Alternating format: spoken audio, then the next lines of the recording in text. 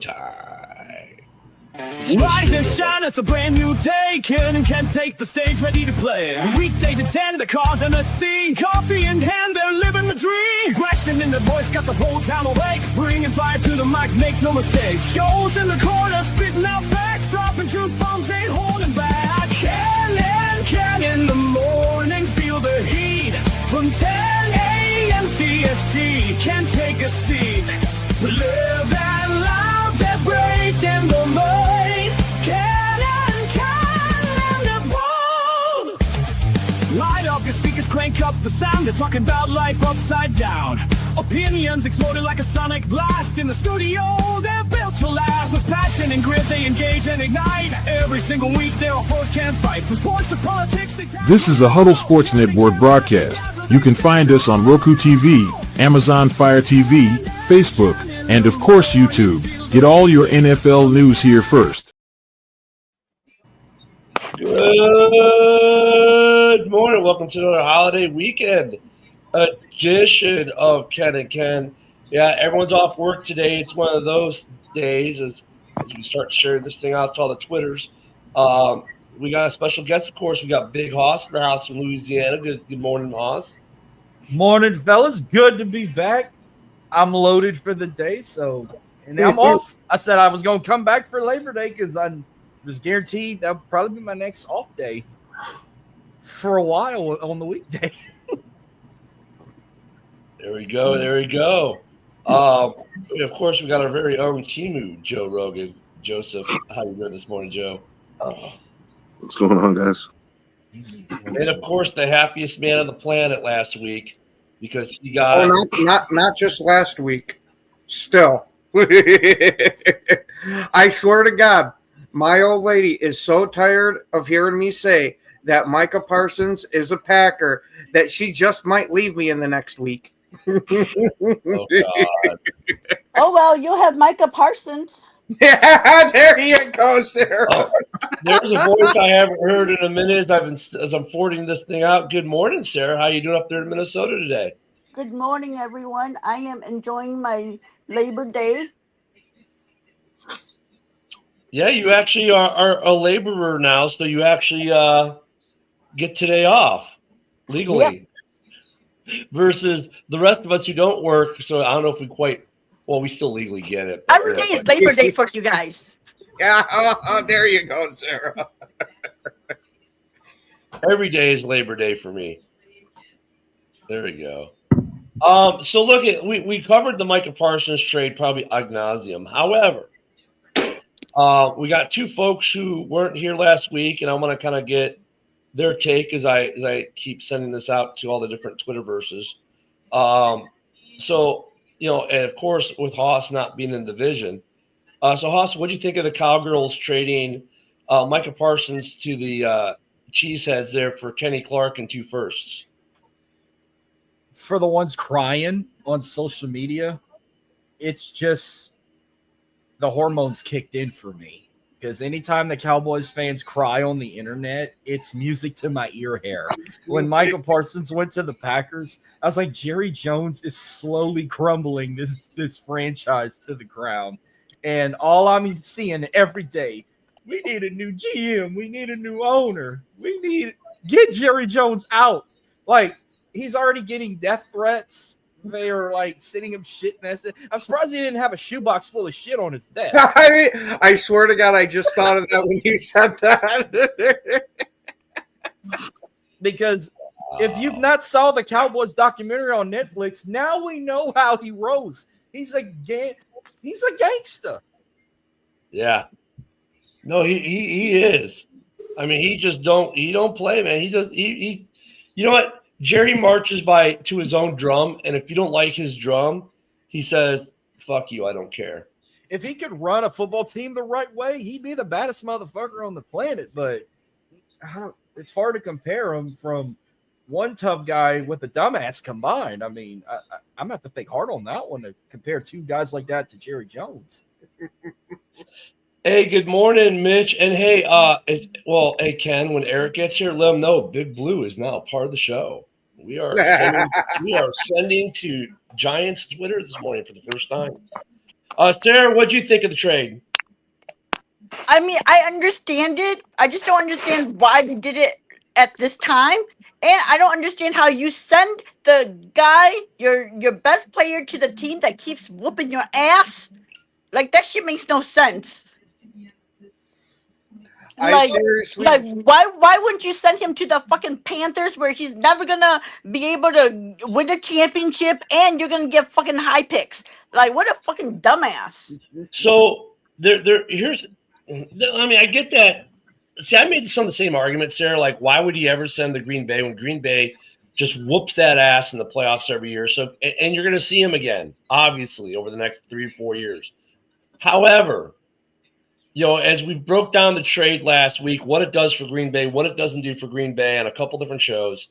Look, in the aggregate, Green Bay is a better football team because of this trade, right? Micah Parsons definitely solves their edge rusher issue that they want, that fans are screaming for. Like even Ken was going, hey, we need to fix the edge rush. Well, they did that, but they made the rush defense maybe a little bit worse. Not a lot, just a little. But in this league, a little may be all it takes. So in the end of the day, like I said before the show, before we were going there, we were talking about, I said, the Packers went from being a really good team to being a really good team. They didn't go from being a really good team to being a phenomenal team. Now, what this trade does for the Packers is if you can't establish your run game, oh, yeah, they're going to tear you up, right? Like if you have to sit back and just throw the ball, Micah's going to eat, right? The Packers defense is going to eat because if that's what they want you to do. But if you're Detroit and you can establish the run on them, or you're Minnesota and you can establish the run on them, then you kind of negate the whole Micah Parsons trade for your aspect of it.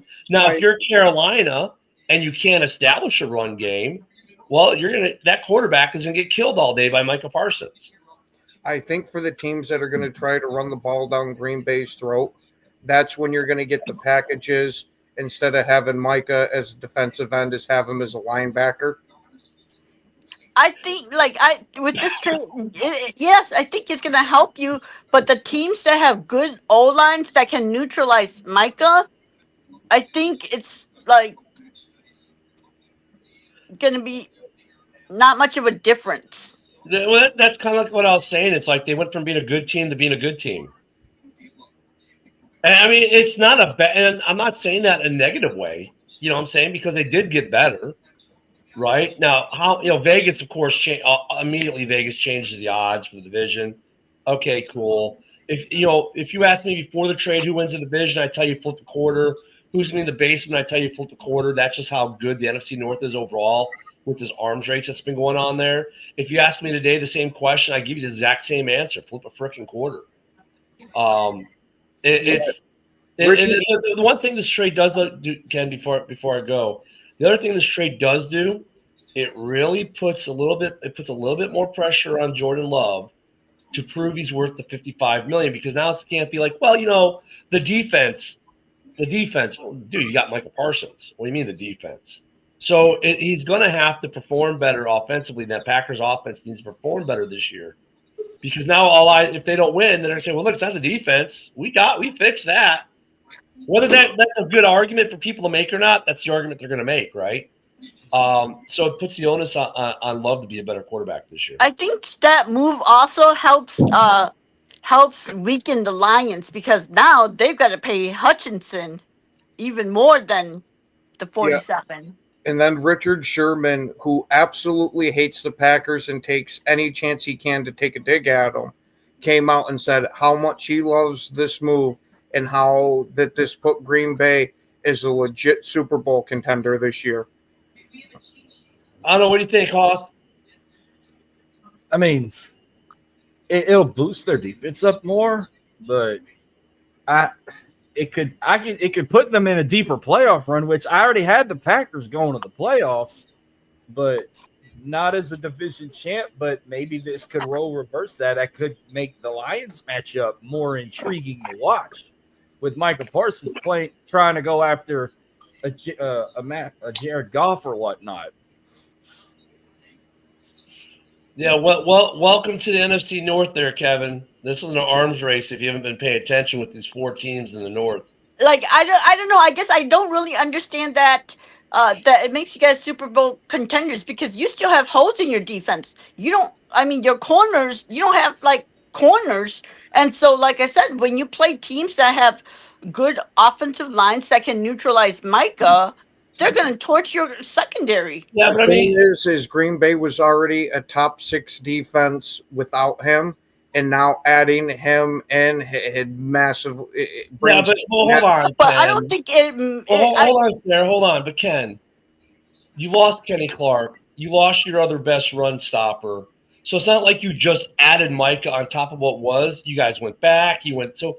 I mean, I love when we go. Well, last year we were a top whatever defense, and we all make the argument. Don't get me wrong here, but that doesn't mean jack because you lost players defensively. You lost Jair Alexander. You lost Kenny Clark. You lost the other lineman you told me about just before show, right? Jay Slayton.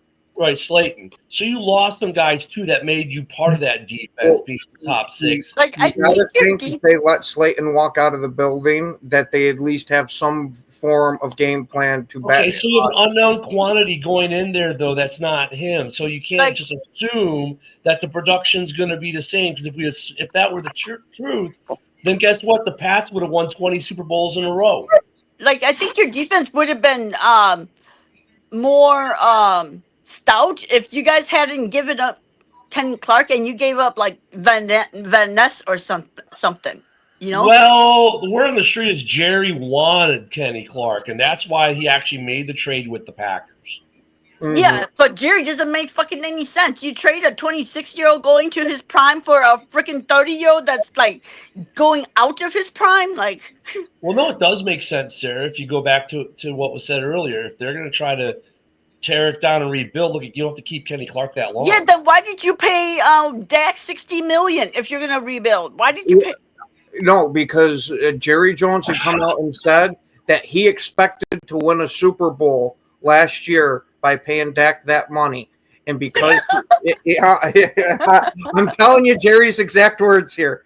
And because he didn't, this is the part I'm paraphrasing, that he is massively upset with Dak.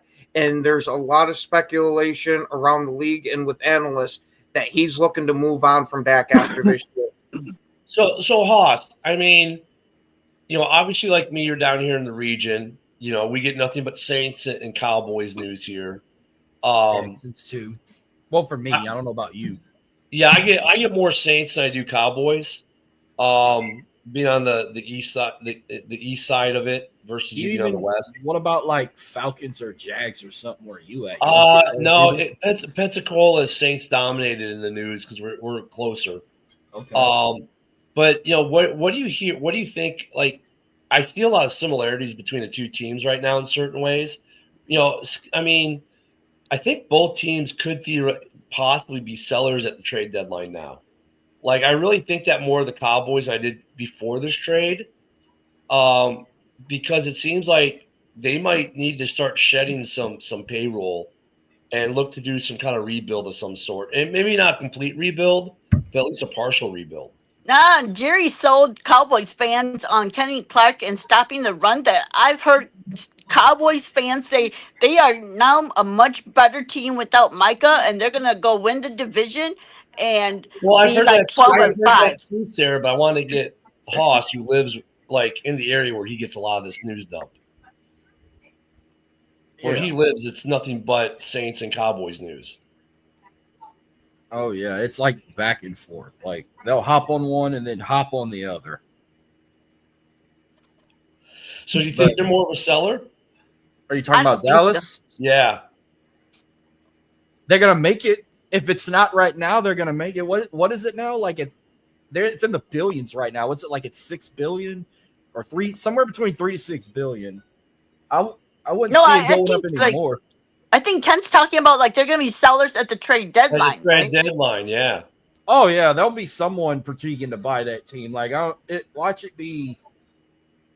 No, I don't think Jerry's going to sell the team. I'm talking about like personnel, Players. like players. Like CD Lamb maybe gets on the block. That's what I was going to say. Is I've heard some stuff about CD might be out.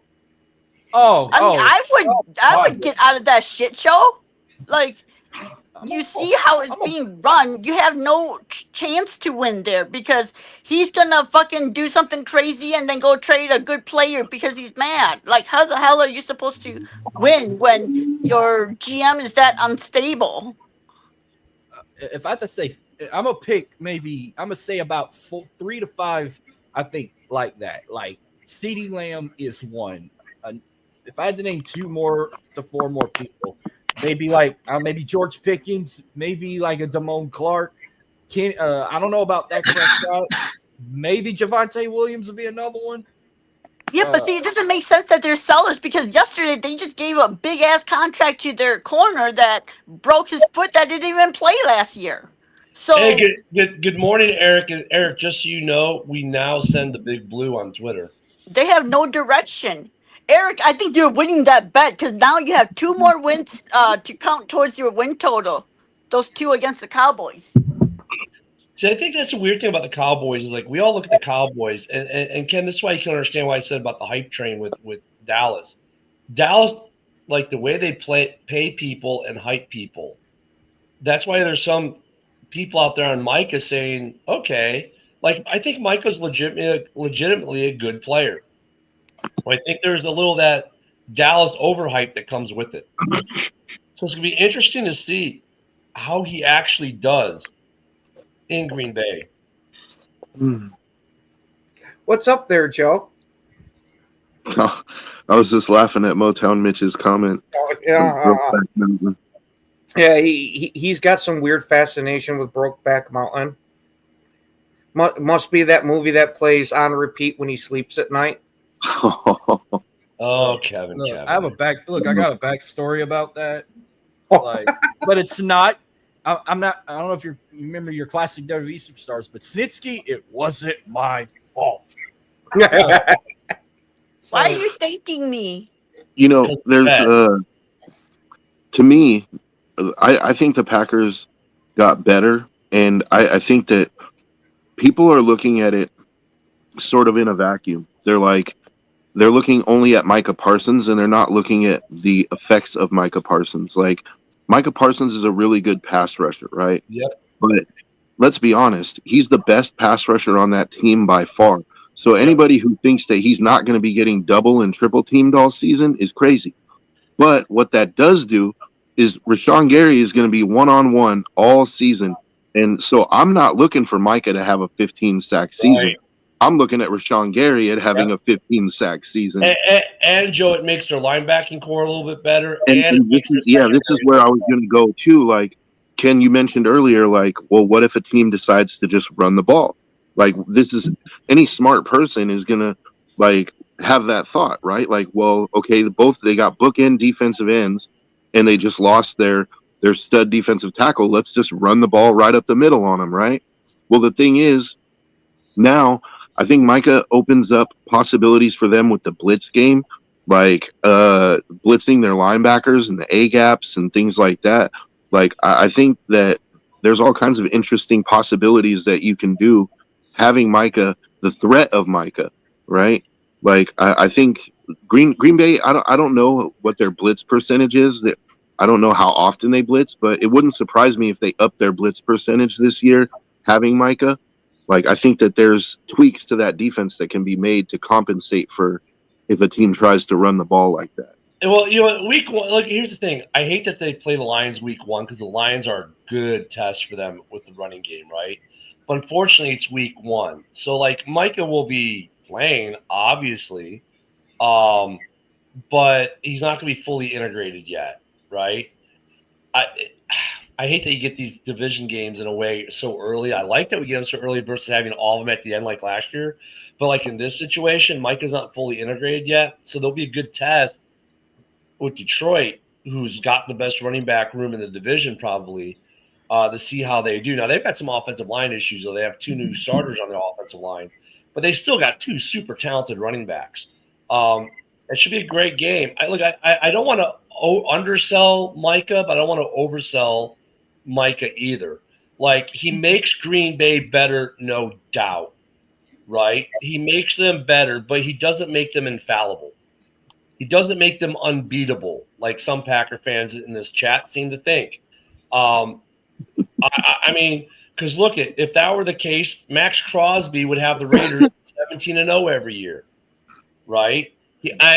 But I agree with Joe, though, that's not about looking at Micah. It's going to be looking at the other players and how they step up. Now, they should have better opportunities. So, really, this will really be a good gut check, too, in a way for Packer fans to see if these other guys that they put a lot of faith in, like Rashawn Gary, if they now step up with this opportunity. Because now they have an opportunity to shine, right? Because Rashawn Gary's obviously going, oh, they're going to be double teaming Micah, triple teaming Micah. I can eat. Right? If he still can't get past Darnell Wright against Chicago, it doesn't matter. If he can't get past whoever the tackle is for the Lions or for the Vikings, it doesn't matter. Right? That they get triple team. So it's how do these other guys step up to the plate to step up their production, because now Micah is basically paving the way for them. Mm-hmm. And we had the same thing in Chicago when we got Khalil Mack. And look, Micah's still going to make his plays. Don't get me wrong. Khalil Mack still made plays. But how do the other guys step up because that guy is pulling a double and triple team? That's always the fun part. And you hit it right in the head, Joe. That's the part we need to really be looking at. Okay, Huss, what were you trying to get in? This is going to be a spoiler. Okay. This is like Paul. It's not a prediction. It's a spoiler. Week 4. Green Bay goes to Dallas. Yeah. Why do I feel Michael Parsons is going to have the game of his life? Yeah. He's going to ball out against his former team. He's going to sack Dak Prescott like probably 6 times. He's going to be Bobby Boucher and everybody. He's going to be throwing his signs, probably finding Jerry Jones like, fuck you. He's going to blow up the internet, and when that happens, I'll be dying to listen to Bubba Dub the next day. Hey, can I just throw something on top of that, though? Because that cuts both ways. What if week 4, the Cowboys find a way to beat the Packers? I'm not saying it's going to happen. I'm just saying, what if it does happen? Because to me, Jerry looks like a genius at that point. Like, Joe, are you trying to get me to jump off the Oswego Bridge? No, what I'm doing is I'm pointing out a possibility that could. I mean, I'm not putting the house on it, but I'm just saying, if the Cowboys did manage to beat the Packers in week 4, all of a sudden Jerry looks like a genius. Like, well, I mean, here's the thing that the Cowboys got going from that game in a weird way. They have Matt Eberflus as their DC. We know Eberflus does decent to good defenses. Look how big Chicago's defense fell off when they fired him last year. So that's the other thing about this. Like, okay, Micah affects your defense, great, but your offense has got to perform. If it's a defensive battle, this is why I said earlier, it puts the onus more on Jordan Love to now show that he's worth $55 million. So you're going to have the $55 million quarterback against a $60 million quarterback in a defensive battle. Which one's going to get him in position to at least get a field goal? I mean, that could be how that game goes. I like Jordan Love's odds in that one. Dak outperforms Jordan, statistically speaking, so don't like too much. Dak is a regular season quarterback, man. Like, yeah. So this ain't a playoff game. This ain't a playoff game, Ken. And this is why I bring this up. Is like, what if Dak goes out there and throws 4 touchdowns against that weak secondary, and they just double and triple team Micah? And like Ken said, what if Rashawn Gary can't get past that other tackle for whatever reason? I'm not saying this is going to happen. I'm just saying a lot of the heat that's on Jerry right now is going to start to cool off if they manage to get that win, dude. Yeah. So for me, that week 4 game is a must win for the Packers, dude. It's a must win. Also, to me, sounds like if the dog didn't stop the shit in the woods, he'd have caught the rabbit. The only way the Cowboys are going to beat the Packers is with a cheese grater. I don't know, because you never know, because injuries. What if there's injuries that's detrimental to your offense? I mean, I'm not saying there's going to be, but 4 weeks in, that's 3 games that you play that people can get injured. Can we break that? I'm going to predict at least 2. I'm going to predict at least 2 by the end of this week, because the Eagles are going to freaking decimate Dallas in a couple days. But let's break that game down. Like, I know it's like we're sitting here laughing about it, like, oh, Dallas isn't going to beat Green Bay, right? But if you look at them on paper, if you look at their squad, right?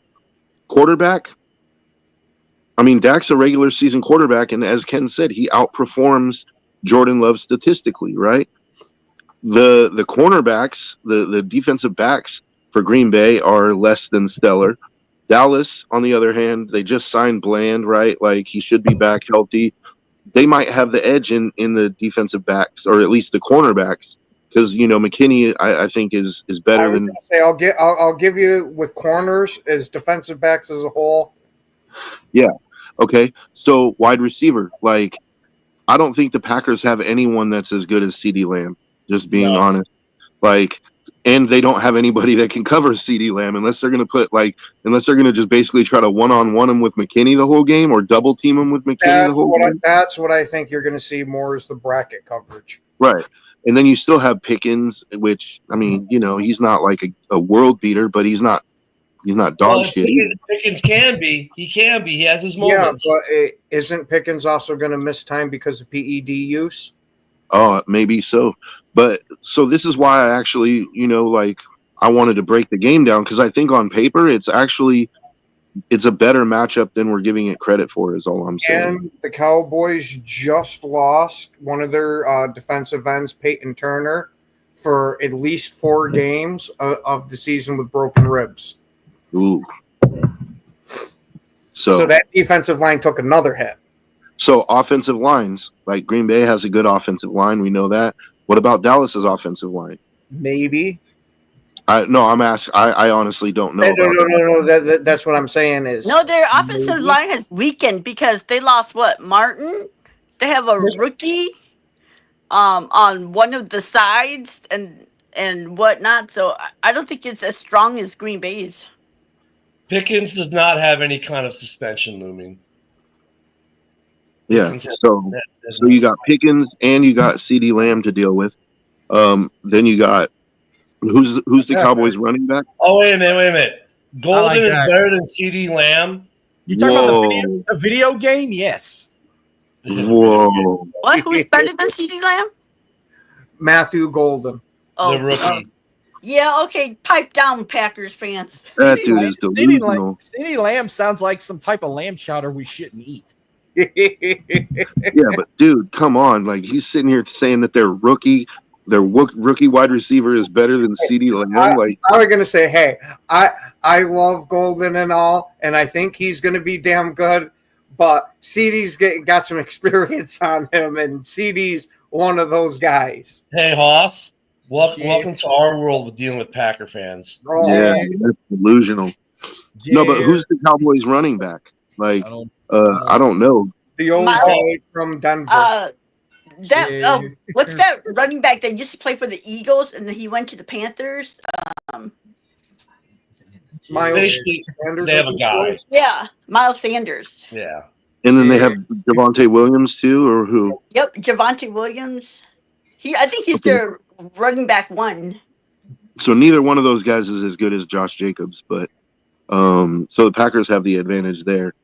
Linebackers, Packers have decent linebacking core, especially now you add Micah Parsons to it. I don't know. I'm just saying, man, like, I don't think it's impossible that Dallas. If that were to happen, Joe, I think like there would be a mushroom cloud in Green Bay because they'll be like, how the hell did we lose that? Plus, all 3 of their division rivals will be making. Oh yeah, but more importantly, here would be Jerry after that, like this. Yep, and you said what? That's what I'm saying. It's a must-win for the Packers because the Cowboys are expected to lose, but if they manage to win that game, Jerry doesn't look so stupid. Now look at the NFC North did something else. I thought I saw the other day. Didn't we just get a Sanders in the NFC North? I thought I saw that Shiloh signed with the Lions.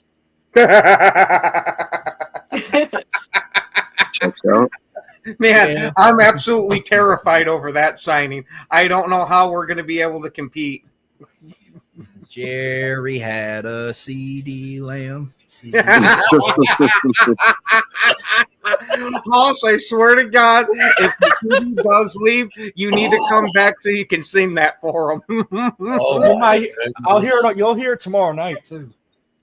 Because you want to know what's freaking great, and this is uber speculation, and people are running massively with like a sand grain type of thing.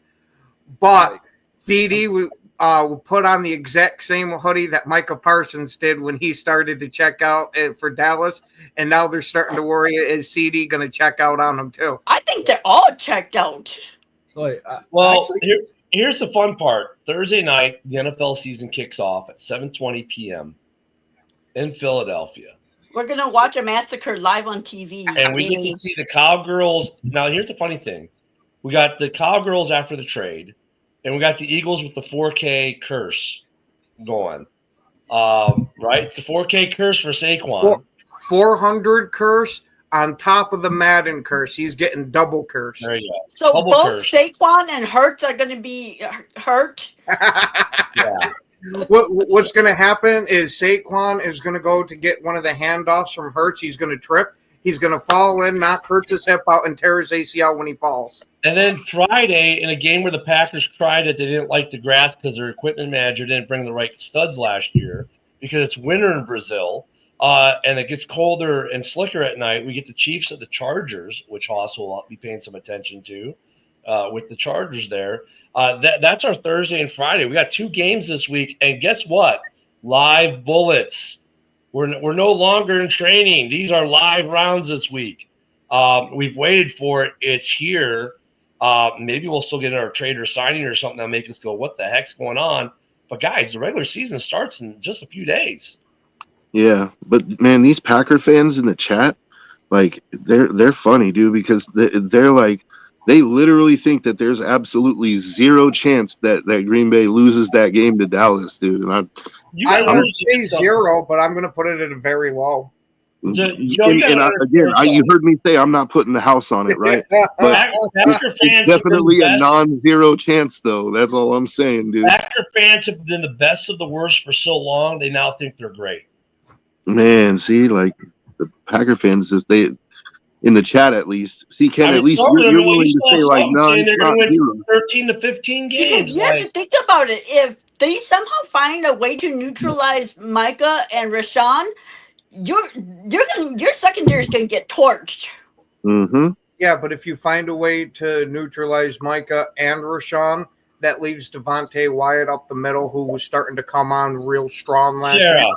You need to know by now the Packer fans always have an answer for every possibility, and they're always better than every guy in your roster. Anytime a Packer fan talks anything good about their team, a Chicago fan has to find a way to try to shit on it somehow. No, Even if it comes way out of left field. I'm just saying, you guys, like, look at. I mean, it's not an unfair argument to say that every time you say something to a Packers fan, like, well, what if this guy gets hurt? Oh, the guy behind him is just as good. No, he's not, or he wouldn't be behind him. No, he's not. Hold on. Uh-oh. You know what? I didn't mean to start the volcano going. Yeah, you did. When it comes to like fan bases, I'm gonna expand this out to past the Packers. I'm gonna include the Bears fan base. I'm gonna include the Lions fan base and the Vikings, because what if this guy gets hurt? Well, we got this guy on the bench and he's just as good. No, you're not. Yeah, no, you're not. No, you're not. Stop. The backup. You're not as good as the starter, or you'd be the starter. How many times have we seen a starter go down with an injury and lose his job because the backup played so much better than him? That's the exception, not the rule, Ken. And you guys talk about it like it's the friggin' rule. Airplane. See what I mean? Like this dude, Kevin Walker. The only way Dallas is going to win is if the airplane breaks down and they have to forfeit. Like, come on, dude. Like, you realize Dak Prescott gets paid too, right? Like, he's as crappy as Dak is in the playoffs. He's an NFL quarterback, and his regular season stats are actually like way up there. It's like. And I mean, you guys have to. You're not going to be sacking Dak like 60 times in a game. He's going to get his too. He's going to get his yards, man. He's going to get his plays in there. They act like we haven't had to face like the Vikings defense, which has got 2 really good edge rushers. It's not like we haven't faced other teams with good defenses. Teams have. The Packers are not unique in this case. They are not the only team out there with a good defense that teams have to face. Mm-hmm. It's not like the Chiefs have not faced good defenses, or the Eagles, or the Giants, or the Commanders, or any of these teams in the NFL. We all face good defenses. But were you not making the argument that the Browns could be a halfway decent team this year because of their defense? That all you need is the offense to be serviceable when you have a damn good defense. And you know what? The same goes true for Green Bay. And that's why I say for Green Bay this year, really, Ken, for you, there's a silver lining to this. You're going to find out this year or not. No one's sleeping on the Packers. You're going to find out really quick this year if Jordan Love is actually worth the $55 million. You're going to find out whether or not your pass catchers have learned to catch the ball. That too. It doesn't help. Yeah, that's true. I know Golden and Kraft can. Outside of those two, But see, Ken, that's the thing is like when I'm sitting here saying that there's a non-zero chance that the Cowboys can beat the Packers, I'm not saying they're going to beat them 40-10. They only got to win by a point, dude. So let's say Jordan Love doesn't have a great game that day. Your receivers have the drop season. All of a sudden, Dallas is still in that game. They're down by 2 points or 3 points in the fourth quarter. Like anything can happen, man. Like parity in this league is such that you understand that. Man. You understand that. You don't think it's going to happen, but you understand that it could happen. But some of these fans in the chat are like, nope, it's an absolute impossibility. Like this Kevin Walker dude, he literally just said, I've seen Dak play. Like, okay, you've seen Dak play, but you're still sitting here acting like Dak doesn't put up regular season numbers. Like, if you've seen Dak play, then you should know. The point I love Dorn. Hold on a second. Hey, Ken, hold on a second. I love Dorn here because Dorn's over there. Well, we got a top 5 defense. Oh, we got a top 5 offense, even with all the drops. I mean, this is the exact same thing that Haas is talking about, right? Like, well, our offense has all these drops. Yeah, but even with that, we could be a top 5 offense. Even though our receivers have hands made of concrete, we're top 5 in the receiving corps. No, you're not. He's talking about last year when Green Bay did have a top 5 offense, even with those drops. Dude, last year doesn't count anymore. Green Bay Packer fans, this announcement is for you because you need it. Last year's record no longer matters. Thank you, the management. We are going full Detroit Lions fans here and putting the blinders on. Only this immediate second matters. Nothing has any bearing on anything else. Because last year doesn't matter. Look at teams have changed so much in the offseason. Look at within the division how much change. You have a new quarterback in Minnesota, which might not make any difference at all. You have new head coaching and an offensive line in Chicago that could make no difference or a lot of difference. You've got new coaches in Detroit that may make no difference or a difference. And you've got every team's got changes. Green Bay, you lost all your pass rush, your run defense guys, and you got a great pass rusher, great, but you also lost one of the best corners in the league in Devontae Adams. So I mean, you know what I'm saying? Jair Alexander. I'm sorry. Yeah. I'm just on a roll. He played like 6 games last year. Teams have changed. Teams have changed. So last year's record doesn't matter because those aren't the same teams anymore. The new season starts Thursday. This is now what matters. I mean, I get it for a reference point, to make an argument, to talk a little bit trash, which we know Packer fans love to do. Okay. I get it. I do get the argument, but you can't hang your hat on that and say, well, we're automatically going to win because last year. Dude, I agree with this year's games. I agree with Yinzer's comment. There's not a wide receiver on the Packers that I fear. Like, there's not one that like scares me. Now, maybe Golden turns out to be a good player. Give Golden a bit of time because if he can continue to build on what he put in the preseason, and again, that's an F, he looks like he's that legit guy. But Ken, there's a difference between what you're saying now, like, and what you and Jason, who we had on last week from Driving the Top, say, right?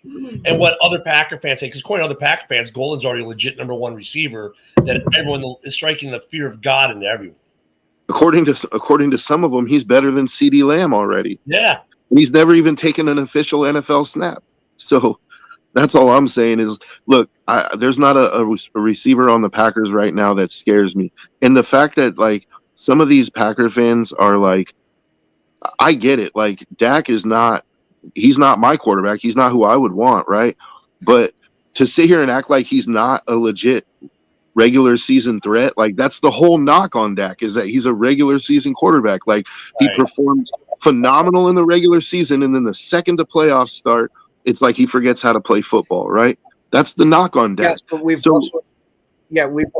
we've also seen in the regular season him have complete and utter meltdowns too. So it's not like he's infallible during the regular season. Yeah, but No, Jordan I'm not Love. saying he is. We've seen Jordan Love have some absolutely crap games in the regular season and throw some really bad interceptions in the red zone even last year. So it's like that's the thing. Like these guys are I mean, they're human, okay, but like this game that Joe's talking about, this Green Bay Cowboys Week 4, dude, it could be a barn burner. It could be a hell of a great game, and it could be a one-score game. As a lot of games go in this league. I mean, there's a lot it's of going to be a game that has a lot of emotions. Oh yeah, on both sides. So I mean, you don't know. I'm not saying that the Cowboys are going to win, but you need to. There's you a better chance. just win. It's gonna feel like a division game. It's gonna. I really feel like the emotions are gonna be there on both sides. Because do you think Jerry's not gonna be in that locker room before the game? Like, look, guys, we really need this one, dude. You know what I mean? Like, we need this one, guys. Like, come on, Dak. And to me, like Kevin Walker just said, or did you forget that Dallas can't stop the run? Okay, I think that's the Packers' path to victory, actually, because I don't think your receivers are going to get it done for you. I think if you're going to beat Dallas, Josh Jacobs is going to be the guy to do it for you.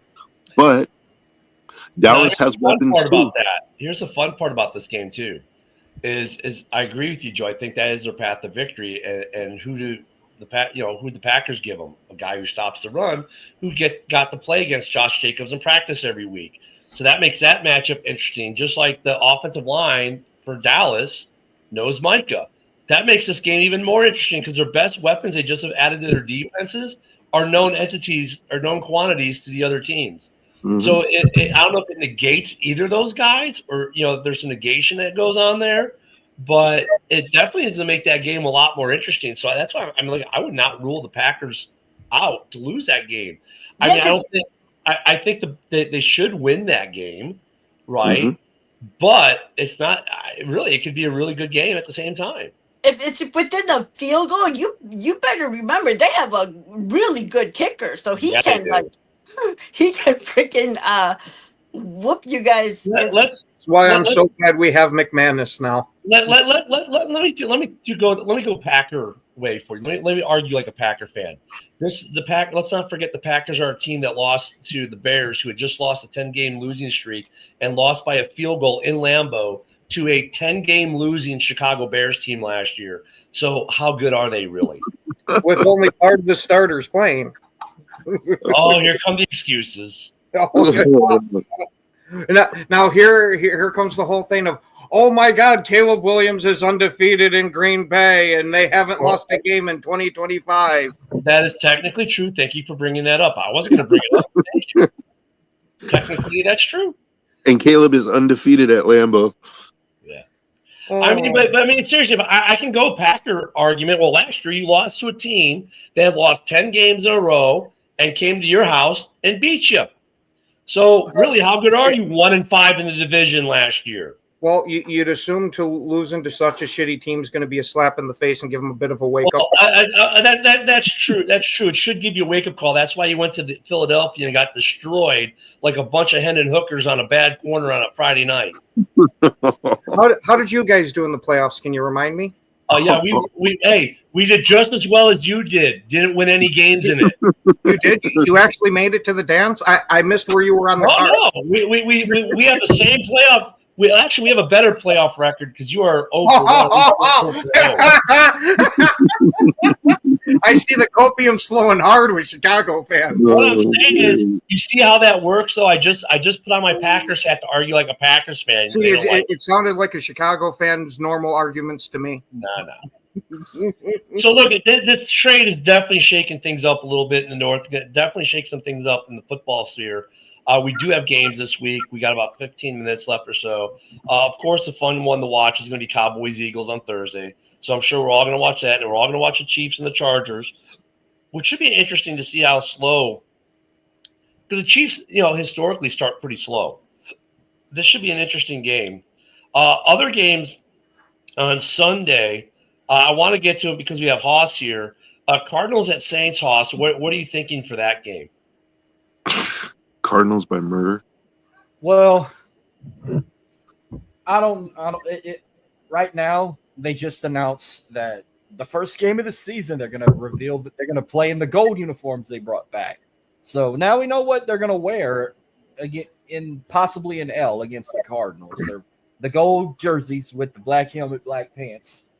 There's nothing like being decked out in gold to get your ass whooped. I mean, I would love to see them maybe pull it off and they fool us all, but I'm going with what I did on Madden. I got my ass kicked by Arizona. They got this team ranked in the 70s in Madden, so I have no confidence they're going to win week 1.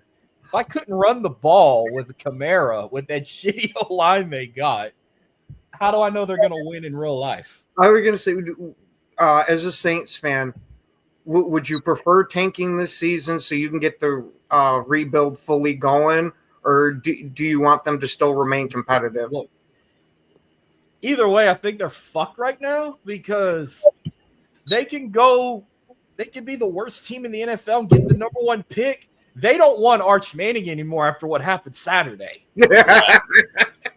Yeah, I heard he had a pretty bad game. I didn't watch it. But speaking of that, But that was one bad I game. saw a hilarious He meme turn about it it. around. How do But- we know he's not just playing bad so he doesn't get picked number 1 to a shit team?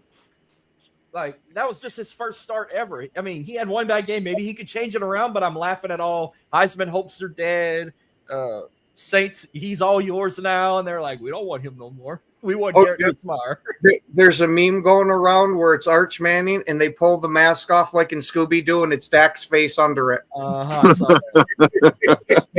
Now, some other interesting matchups that's going to be fun to watch. One that I'm going to have the red zone on. It's funny because Aaron Rodgers goes back to the team he just played for last year to play Justin Fields against the team he played for last year, the quarterback swap. Steelers at Jets is going to be an interesting game. That's a noon game, so 1 p.m. Eastern game. That one's going to be a lot of fun to watch, too. I think Steelers have just a tiny slight advantage because they have a tiny slight better offense.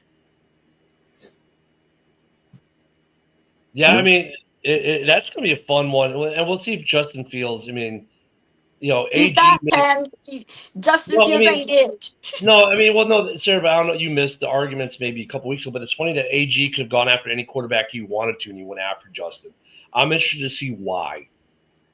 We kind of already have a little bit of an idea why. Cause, he is look at his number 4-2 last year in the Steelers, but it's gonna be interesting to see how they're building that team around Justin. This might be the first time Justin is in a situation that might be beneficial for him, where the team is being built around him or he fits the situation. That's going to be a fun story to watch throughout the season. Another great game that should happen at the same time, an early game, Buccaneers at Falcons. That right there could decide the entire division in week 1. I wouldn't go quite that far, but it's definitely going to be interesting. If the Bucs come out and destroy, play. but if the Bucs No, but I get what Ken's saying by it. I get what Ken's saying by that though, because they're really it's really a 2-horse race in that division. And so if one team really imposes their will on the other team, then you kind of get an idea of who's taking that division, is what he's saying. Yeah, right? but last year Atlanta swept the Bucks and still lost the division. So you can't really you're not going to be able to tell this early in the season. That's going to be a fun game. And, of course, Eric, the game he's going to watch before the Packers, and actually I think this might be a really good game, is the New York Football Giants at the Washington Redskins, i.e. football team, i.e. Commanders. I think the Commanders might I think it's going to be a tougher game for the Commanders than people think. I agree. Ooh, I don't. Because the I think Giants, that's gonna be- the Giants are kind of like, to me, they're like Cleveland, right? They've got this really good defense. And actually, there are 3 teams that kind of all fit in the same build for me. The Giants, the Browns, and the Titans, right? All 3 of these really, really good defenses. all three of them made improvements on their offenses. Where last year their offenses were a lot of 3-and-outs, a lot of turnovers with short fields. If those offenses improve enough to not give short fields and be 3-and-out all the time, those defenses can stay somewhat productive and fresh. They're going to be in a lot of close games. Now, if Cam Ward comes out for the Titans and throws a lot of picks and gives a lot of short fields, if Russ is just 3-and-out, turnover machine, then yeah, it's not going to work out. But look if Russ can go, 5-6 plays and then punt, and it becomes a field position game on defenses, they have good enough defenses. They might just, then Russell needs to move it 8 yards and get a field goal. That's their path to victory, I think, in a lot of games. But the Giants are that D-line's no joke. No, it's not. The Giants are going to get boat raced in that game, dude. I don't know. I don't think so. And Yinzer, absolutely, I did not turn on Rodgers. If you watch any of the shows that I did, even when it's Packer fans disparaging him, I speak out against it. He did a hell of a lot for us. I still like the guy. I still hope he does well, except for when he plays Green Bay. What is Russ good at? Throwing the deep ball. Who do they have as a receiver? Neighbors. You know what Russ is good at? Is sitting in the chair besides the bed with Sierra. Man, I'll tell you what, we talk some mad shit about Russ, but the dude's We call that the Darcy chair. Russ has 1 Super Bowl, should have 2 Super Bowls under his ring count if they would have just handed the ball to Marshawn. Yeah, but Russ wanted to be a hero. Well, no, Pete Carroll. It wasn't Russ. That was Pete Carroll. But Russ is not a terrible quarterback, right? And look, they've got Jackson Dart back there, but they're a team that's on that trending upwards look. We can't just look at New York Giants and say, oh, they're an easy victory for anyone. And I think the Commanders way overachieved last year. Yeah, like I said, I think their defense is going to keep them in games and keep them feisty. Yeah. Yeah, well, we'll see. I think that's going to be a boat race. Dorn did turn his back on Rodgers there, Yinzer. Yeah, Dorn wanted to get rid of Rodgers a few years before we did. I'll tell you an interesting game this Sunday. I don't know how much it's going to go towards like playoff implications and stuff like that, but just as far as watching an entertaining football game, I think the Raiders and Patriots is going to be a good game. Yeah, I was going to say that too because you got the debut of both head coaches, and they're both good head coaches. And you have teams with defenses and the offenses. Well, I'll tell you what though, it better not be a 3-0 game. Oh my! I'm not going to sleep on the Raiders' offense though because they do have some play capability. Amari Cooper, if he can just hold on to the ball, is a good deep threat. And they've got they've got the gold jacket, Bowers.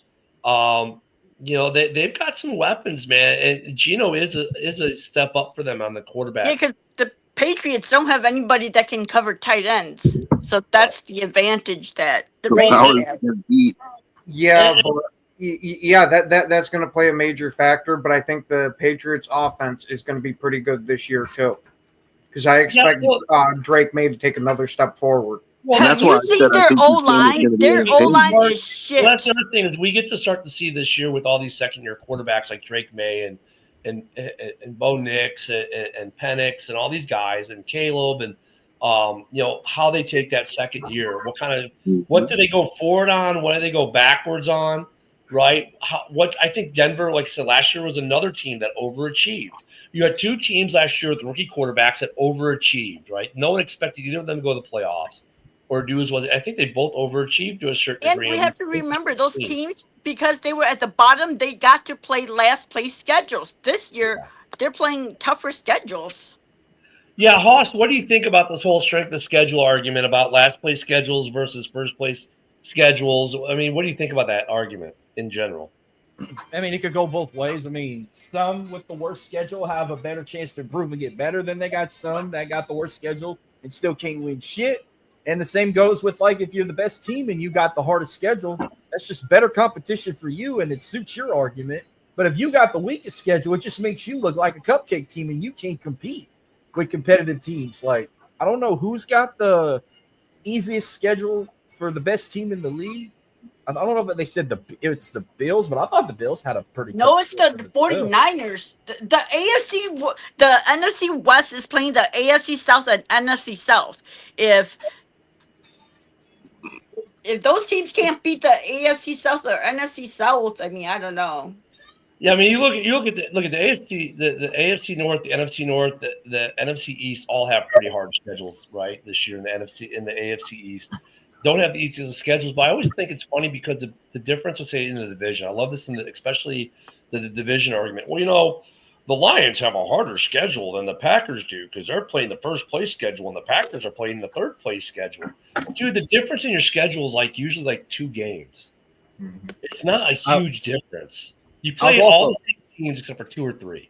I'll go off the limb and say, I think could be the game of the week. I'm going to have to say the Bills and the Ravens. That might be the game of the week. Like that. Yeah, I'm actually that's excited to gonna be see. fun. That's a potential AFC championship game right there. That's going to be my game of the week whenever I do my predictions for week 1 in a couple days. If I had to pick a toilet bowl, I mean, Chiefs and Chargers might be a backup. I'm just shocked that they got this one right. They didn't put a team in green go and play in Brazil and have freaking threats all over again. But if I had to pick toilet bowl of the week, Dolphins and the Colts.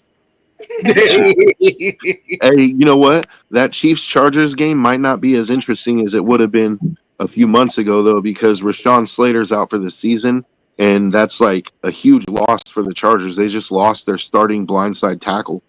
I think that there's no way that doesn't affect their team.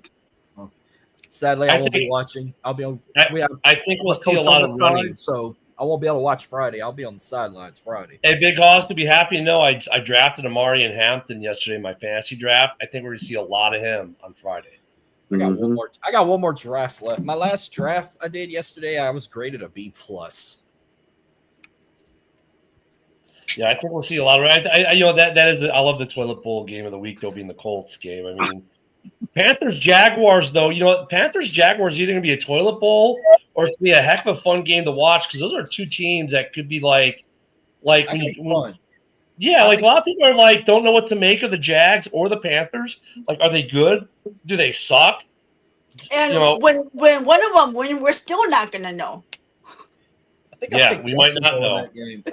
I think I took the Jags. It depends where the game is. If it's in Duval, I'm gonna go with Jacksonville. If it's in New England, the game is in Duval. Jacksonville. Panthers Jags is in Duval. Jacksonville. Bengals Browns will be interesting just to see if Joe Burrow starts hot. I got the Bengals getting a struggle win. He's going to probably get sacked 3 or 4 times because he ain't got a line to protect his ass. But Joe Flacco still have it? That's the question. They're all going to be pissed Shadur ain't playing, but does Joe Flacco still got it? It's a division game, so they're going to play each other different and harder too. So you can't really count that it's just going to be an automatic win for the Bengals too. Gotta love division. A lot of division games. Bengals will win and then Monday night the Vikings and the Bears, another division matchup. Yeah, it's gonna be a lot of fun too. We'll get to that one throughout the week. That's gonna be a fun one too. I mean, there's so many good questions for a lot of these teams coming in too that need to be answered. And the first couple of weeks suck because you don't really get your answer. By week 3 or 4, you start to see, okay, did we answer the questions we had coming into the season? 2 seasons ago, the Saints opened up their season with all 3 division opponents 2 years ago. I think they went 1-2, or they didn't go 0-3. They beat the Falcons in the first game. They lost to Tampa Bay. Carolina, I think, was a loss too. I think they started 1-2. Yeah, that's why I wish that they would do division games weeks 4, 5, 6, and then 16, 17, 15, 16, 17. Imagine starting week 1 with the division opponent and closing out the season with the division opponent. There used to be Bears Packers first game, last game every year, and then now it's we get them twice in 3 weeks this year. I hate that. I loved it a whole lot more when we'd open and close the season against the Bears. Yeah. Well, guys, have a great holiday day off, especially Haas and Sarah, our 2 working stiffs in the panel today. Of course, both of you welcome back whenever, probably next holiday. Yeah. Yeah.